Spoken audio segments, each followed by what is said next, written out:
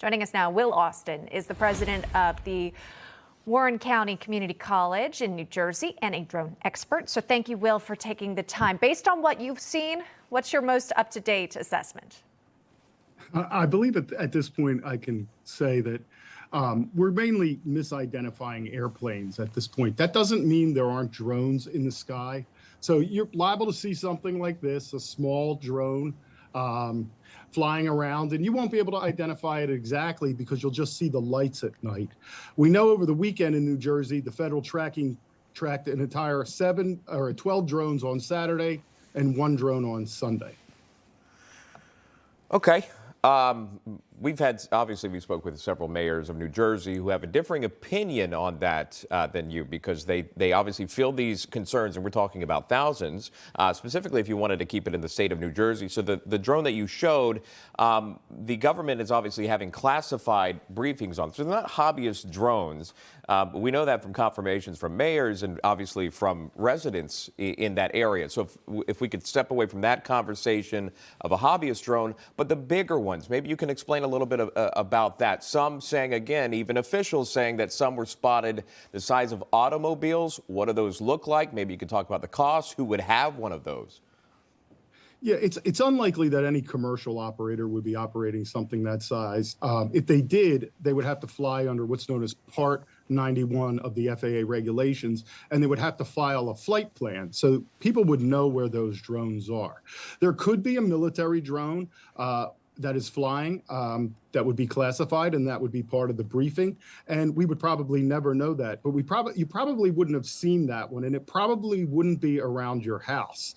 I think we know that there's a total control over the airspace because the airlines like United take off out of Newark, and we haven't seen massive delays except for the cases in like Boston, where a small drone, a recreational drone, flew into the airspace, and the FAA immediately knew and was able to shut down the airspace until that was cleared. And I think what we're forgetting is we live in the United States, which has the safest airspace in the world. We have taken care of this for a long time. So I would suggest to people that we're probably just fine now. It's a new technology that's coming out. So after the nuclear age, we saw something like the 1947 flying disc craze. Okay. That's where flying saucers came from, and people started seeing them en masse.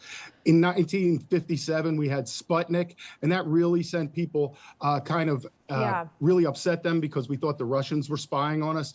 This is the robotic revolution, and robots are coming into every part of our life. So it's not surprising that if there are drones over your house of some kind, you're going to see them because it is legal to fly at night. It's been legal since 2021 for some of us. Sure. Yeah, but you could understand how folks who don't normally have things flying over their homes would think, what is flying over my home? What information could they be capturing or be privy to? And who is operating these drones if it's not just your friend down the street who has a passion for capturing aerial footage? The FAA has issued a temporary flight restriction over several parts of New Jersey due to special security reasons. These restrictions prohibit drone flights within a 1 nautical mile radius of the designated areas. Do you think this could maybe help law enforcement track down some of these sightings and just eliminate the concern that people have?